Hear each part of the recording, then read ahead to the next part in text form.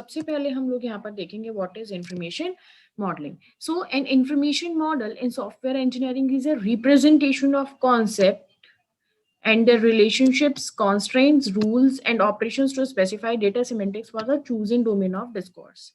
तो सबसे पहले मैं आपको एक जनरल मेथड वे में अगर मैं आपको समझाऊं कि इंफॉर्मेशन मॉडलिंग क्या है, जैसे कि इसका नाम है उसी से हम समझेंगे. इंफॉर्मेशन को क्या कर देना, मॉडल कर देना.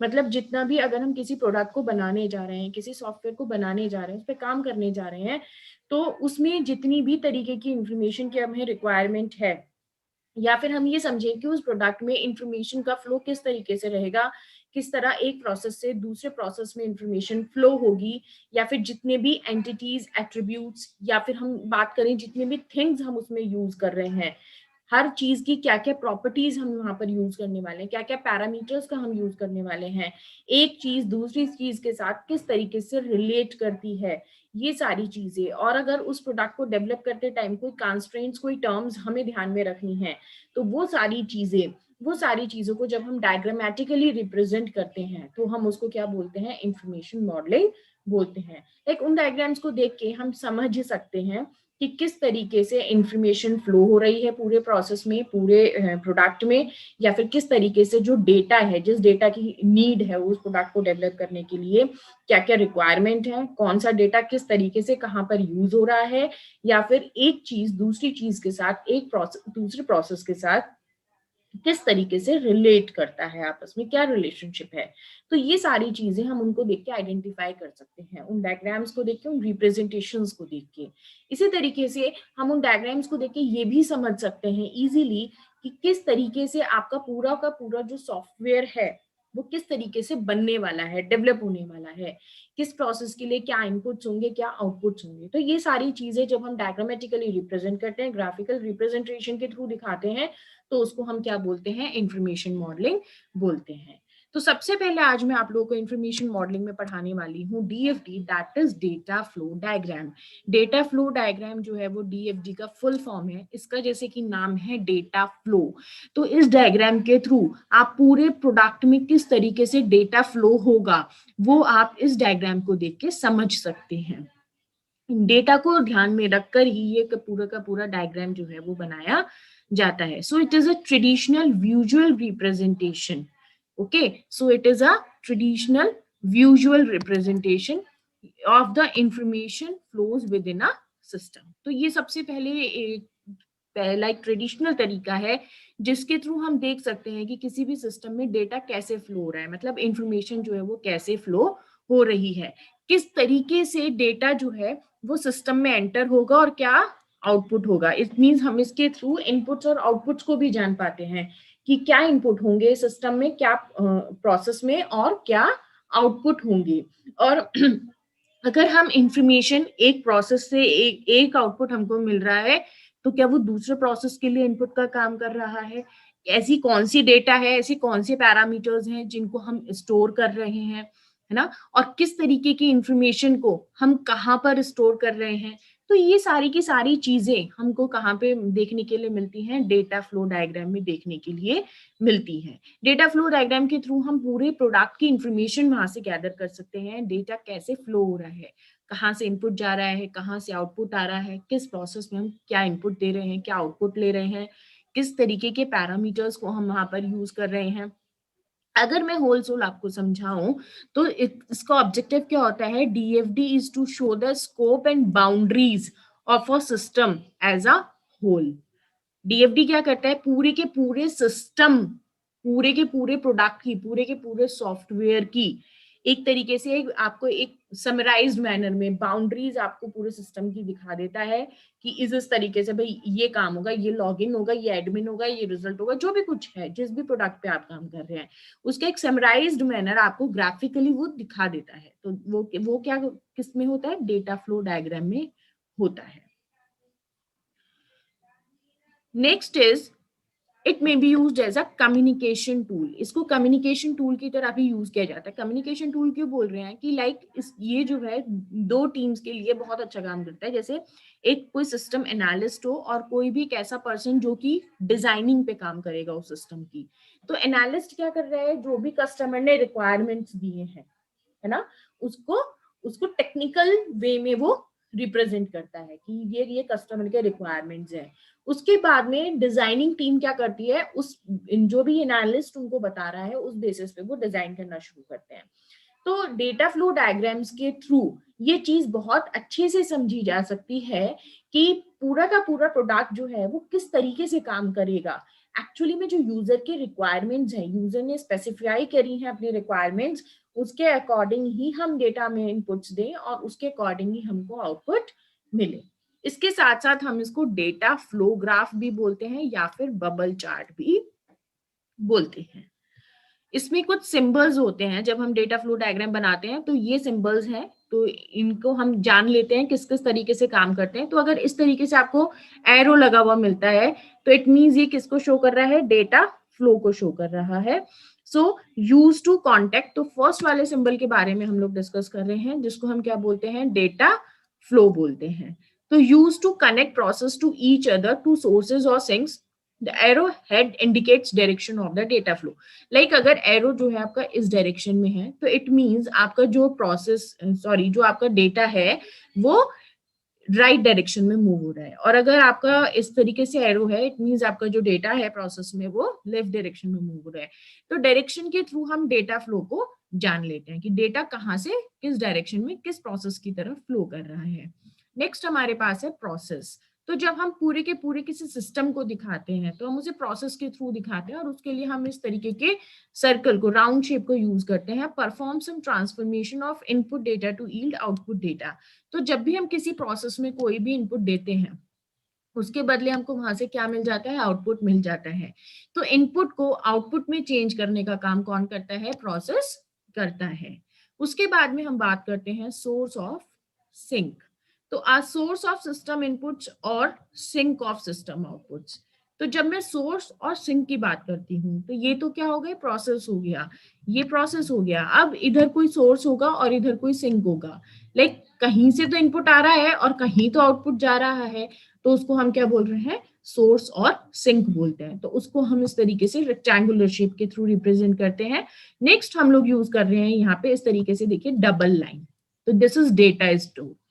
तो a repository of data that arrows head indicate net inputs and net outputs to the store। अब यहाँ पे जो आपको ये एरो दिख रहे हैं इस तरीके से, ये एक एरो आ रहा है, दूसरा एरो एक इनकमिंग है एक आउटगोइंग है। तो ये जो डबल लाइन है ये शो कर रही है डेटा स्टोर, मतलब यहाँ पे क्या है, डेटा को स्टोर किया जा रहा है, डेटा रिपोजिटरी है यहाँ पे। और ये जो एरोज हैं ये बता रहे हैं कि ये चीज जो है इनपुट हो रही है, ये चीजें स्टोर की जा रही है डेटाबेस में और ये चीजें यहाँ से आउटपुट में हमको मिल रही हैं। तो ये कुछ सिंबल्स हैं जिनको हम डीएफडी में जब हम डेटा फ्लो डायग्राम्स को कंस्ट्रक्ट करते हैं तो बनाते हैं।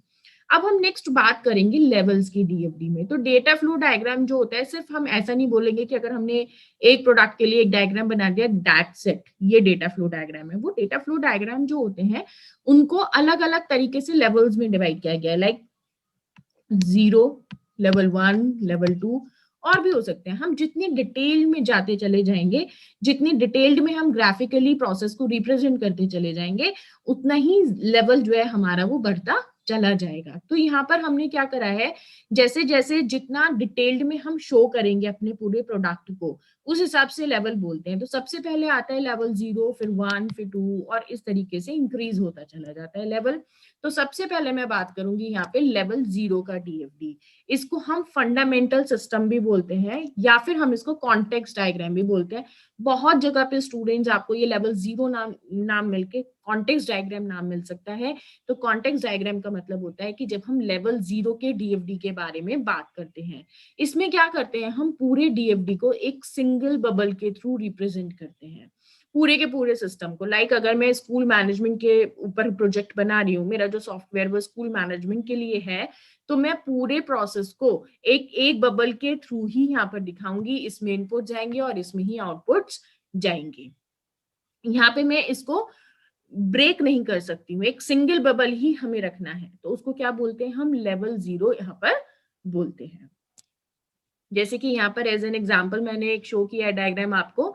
तो अगर मैं रेलवे रिजर्वेशन का यहाँ पे बच्चों आपको दिखा रही हूँ, तो जब मैं रेलवे रिजर्वेशन का यहाँ पे आपको ये बना के दिखाती हूँ तो ये क्या हो गया, यहाँ पे ये हो गया प्रोसेस।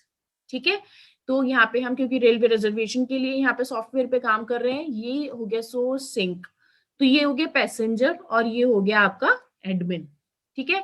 और ये जो एरोज हैं ये क्या किसको शो कर रहे हैं, डेटा फ्लो को शो कर रहे हैं। लाइक पैसेंजर जो है वो सीट को या तो कैंसिल कराना चाहेगा या फिर वो रिजर्व कराना चाहेगा। तो जब वो कैंसिल कराना चाह रहा है या रिजर्व कराना चाह रहा है तो वो इन्फॉर्मेशन किसके पास जा रही है, एडमिन के पास जा रही है, ठीक है, कि ये वाले पैसेंजर ने सीट को रिजर्व किया है या फिर ये वाले पैसेंजर ने सीट को रिजर्व किया है, ठीक। और जब पैसेंजर जो है वो सीट को रिजर्व कर देता है, ठीक है, सीट को रिजर्व कर देता है, तो उसको उसके बदले में क्या मिल जाती है, टिकट की इंफॉर्मेशन मिल जाती है कि आपका इस डेट का, इस ट्रेन का, इस टाइम का सीट जो है वो बुक हो चुका है। उसके साथ साथ आपको जो है जब आपका टिकट बुक हो जाएगा तो उसके साथ साथ एडमिन जो है अगर आपकी जो अप एंड डाउन की जो ट्रेन की इंफॉर्मेशन है वो भी आपको वो सेंड कर देगा। और उसके साथ साथ पैसेंजर को क्या प्रोवाइड करना पड़ेगा, अगर वो रिजर्वेशन करा रहा है या फिर कैंसिलेशन करा रहा है तो उसके साथ उसे अपनी क्या देनी पड़ेगी, इंफॉर्मेशन देनी पड़ेगी। अपनी डिटेल्स आप दोगे तभी तो आपकी सीट जो है वो बुक हो पाएगी, रिजर्व हो पाएगी। तो इस तरीके से हमने यहाँ पे ये लेवल 0 का जो डीएफडी है वो यहाँ पर हमने शो किया है, या इसको हम क्या बोल सकते हैं, कॉन्टेक्स्ट डायग्राम भी बोल सकते हैं। तो यहाँ पर हमने एक सिंगल बबल यूज किया है, एक सिंगल प्रोसेस यूज किया है पूरे के पूरे सॉफ्टवेयर को यहाँ पर दिखाने के लिए। Next we have level 1 DFD. तो लेवल 1 डीएफडी जब हम बात करते हैं तो 0 लेवल डीएफडी को हम मल्टीपल बबल्स में क्या कर सकते हैं, ब्रेक कर सकते हैं, ठीक है। ये ध्यान रखना है कि हम इसको क्या कर सकते हैं, जो 0 लेवल पे हमने डीएफडी बनाया, ये जो मैंने बनाया यहाँ पे रेलवे रिजर्वेशन का, इसको हम मल्टीपल बबल्स में डिवाइड कर सकते हैं, ठीक है। और हर जो भी हम डिवीजन कर रहे हैं हर डिवीजन को हम एक बबल के थ्रू ही रिप्रेजेंट करेंगे, ठीक। हर डिवीजन को एक बबल के थ्रू ही हम यहाँ पर रिप्रेजेंट करेंगे। इसका मतलब जो यहाँ पे मैंने डेटा फ्लो डायग्राम दिखाया है इसको हम और भी ज्यादा डीपली देखेंगे, अब इसको हम और भी ज्यादा जो है थॉरोली समझेंगे चीज को। तो यहाँ पे डिटेल्ड वर्जन है ये इसका, तो this is level 1 DFD. Level 1 DFD में यहाँ पर हम देखेंगे कि हमने यहाँ पे रिजर्वेशन प्रोसेस है। अब पैसेंजर क्या कर रहा है, या तो वो रिजर्वेशन करा रहा है ना, रिजर्वेशन के लिए इंक्वायरी आ रही है, या फिर वो रिजर्वेशन प्रोसेस में जा रहा है, या तो वो इंक्वायरी कर रहा है कुछ, लाइक उसने पहले से बुक करा रखा है तो वो ट्रेन के लिए इंक्वायरी कर रहा है, या उसे बुक कराना है तो उसके लिए वो कुछ इंक्वायरी कर रहा है, कुछ भी हो सकता है। अच्छा, एक चीज और है स्टूडेंट्स, आपका जरूरी नहीं है कि आपने अगर रेलवे रिजर्वेशन के लिए आप डीएफडी बनाएंगे तो आपका एग्जैक्टली इसी तरीके का जो है डीएफडी बनेगा। आपका अपना प्रोजेक्ट है, आपने क्या सोचा है, किस तरीके से आप इनपुट्स ले रहे हैं, आपका प्रोडक्ट किस तरीके से काम कर रहा है, किस तरीके से इंफॉर्मेशन फ्लो हो रही है, वो सबका अपना अपना जैसा भी आप काम कर रहे हैं प्रोजेक्ट पे वो सबका अपना अपना होगा। तो जरूरी नहीं है कि सारे अगर रेलवे रिजर्वेशन के डीएफडी सभी के सेम बनेंगे, ऐसा कुछ नहीं है। सबका अपना अपना बनाने का तरीका है, अपना अपना आप जो काम कर रहे हैं उसी बेसिस पे आप अपना डीएफडी वहां पर कंस्ट्रक्ट करेंगे। तो यहाँ पर आप देखेंगे कि रिजर्वेशन प्रोसेस मैंने लिया है यहाँ पे और एक इंक्वायरी ली है, दो बबल्स मैंने यहाँ पर लिए हैं। ये जो प्रीवियस वाला था रेलवे रिजर्वेशन एक सिंपल था, इसमें हम क्या कर रहे थे कि या तो हम रिजर्वेशन और कैंसिलेशन करा रहे थे, है ना। तो यहाँ पर इसको हमने जो है मल्टीपल बबल्स में, दो बबल्स में मैंने डिवाइड कर दिया, रिजर्वेशन प्रोसेस अलग कर दिया और इंक्वायरी प्रोसेस मैंने अलग कर दिया। अब ये है पैसेंजर। अब अगर मैं पैसेंजर की बात करूंगी तो पैसेंजर जो है वो क्या कर रहा है, रिजर्वेशन प्रोसेस में जा रहा है। रिजर्वेशन प्रोसेस में जाने के लिए इसको जो है क्या करना पड़ेगा, जब यहाँ पे पैसेंजर रिजर्वेशन प्रोसेस में जाएगा तो रिजर्वेशन प्रोसेस फॉलो करेगा, रिजर्वेशन करेगा और उसके बाद क्या हो जाएगा, टिकट क्या हो जाएगा यहाँ पे जनरेट हो जाएगा, ठीक है। जब उसने रिजर्वेशन करा लिया तो टिकट क्या हो गया, जनरेट हो गया।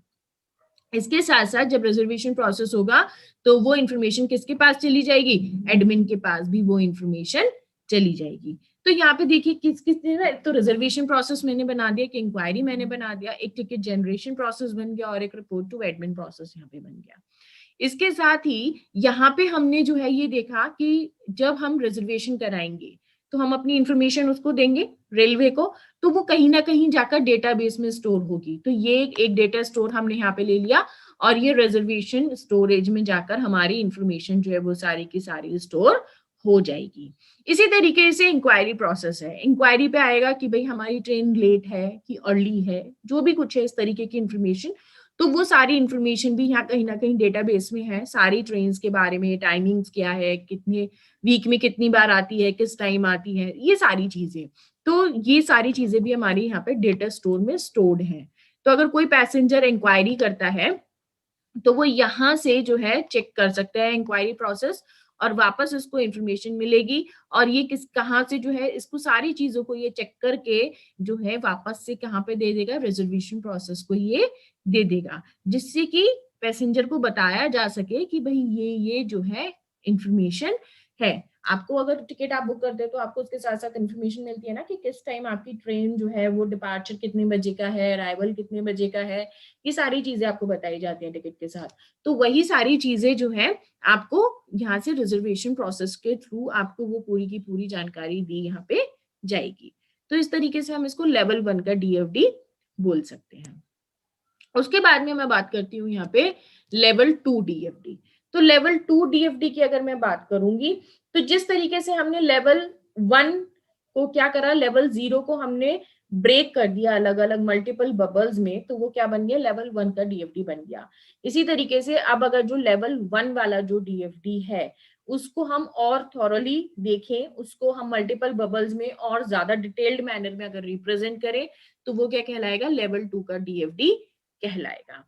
एक चीज हमको यहाँ पे स्टूडेंट्स ध्यान रखनी होती है कि जब हम डीएफडी बना रहे हैं तो जो नंबर ऑफ इनपुट्स है और जो नंबर ऑफ आउटपुट्स हैं वो हमें मेंटेन करने होते हैं, वो प्रिजर्व रहता है। लाइक अगर जो मेरे को बबल जो शुरुआत में मैंने जितने इनपुट्स दिए और जितने आउटपुट्स आए लास्ट तक, चाहे मैं कितने भी डिटेल्ड डीएफडी बनाती चली जाऊं, किसी भी लेवल पे चली जाऊं, लेकिन इनपुट्स और आउटपुट्स जो है वो काउंट जो है वो मेंटेन रहेगा।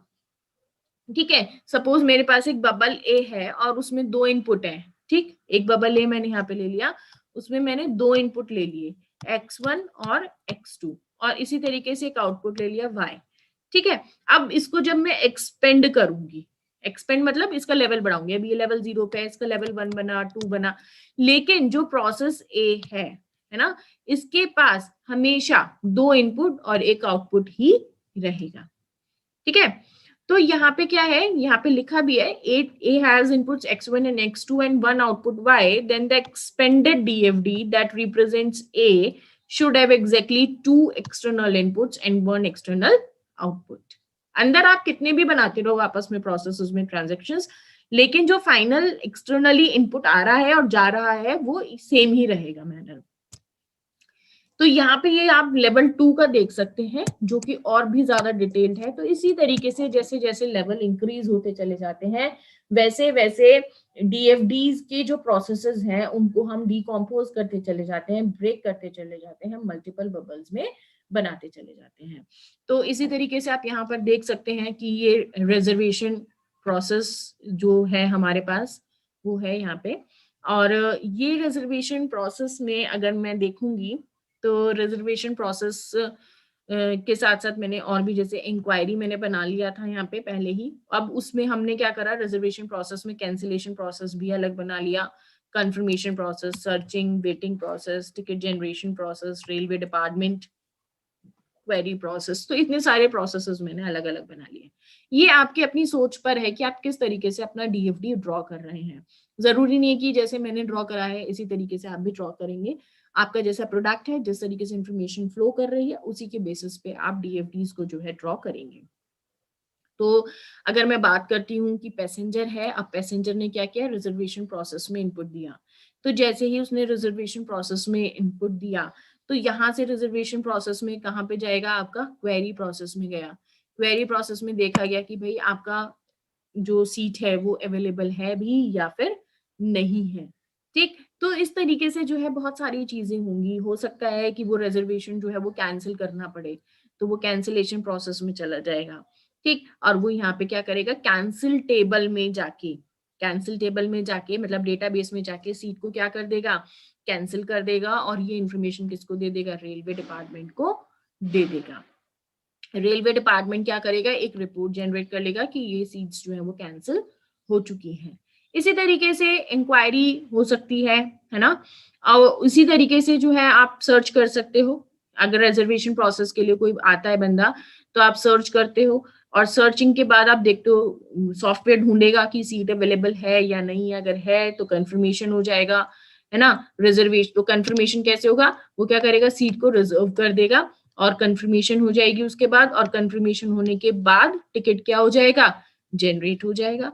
और जनरेट टिकट ये वाला, इसको जो आउटपुट कहाँ पे चला जाएगा, जनरेट टिकट पे चला जाएगा, टिकट जो है वो जनरेट हो गया। इसी तरीके से अगर पैसेंजर जो है वो कैंसिलेशन पे जाता है, कैंसिल करना चाहता है, तो कैंसिलेशन प्रोसेस के बाद भी कहाँ पे जाएगा, वो टिकट जनरेशन पे जाएगा, और टिकट कैंसिल हो चुका है और इसके लिए एक टिकट जनरेट, मतलब क्या होगा, वहां पे एक कैंसिलेशन प्रोसेस जो है वो एग्जीक्यूट हो जाएगा। तो इस तरीके से जो है ये पूरा का पूरा डीएफडी जो है यहाँ पर रिप्रेजेंट कर रहा है आपके हर प्रोसेस को। अगर हम लेवल 3 पे जाएंगे तो इससे भी ज्यादा डिटेल होगा, लेकिन अगर मैं आपके सिलेबस के अकॉर्डिंग देखूं तो वहां पे हम 0, 1, 2 लेवल तक ही स्टडी करते हैं डीएफडीज को। नॉर्मली लेवल 2 तक के डीएफडी ही हम लोग देखते हैं। तो ये था आपका लेवल 2 का DFD. So students, thank you so much. ये था डेटा फ्लो डायग्राम से रिलेटेड एक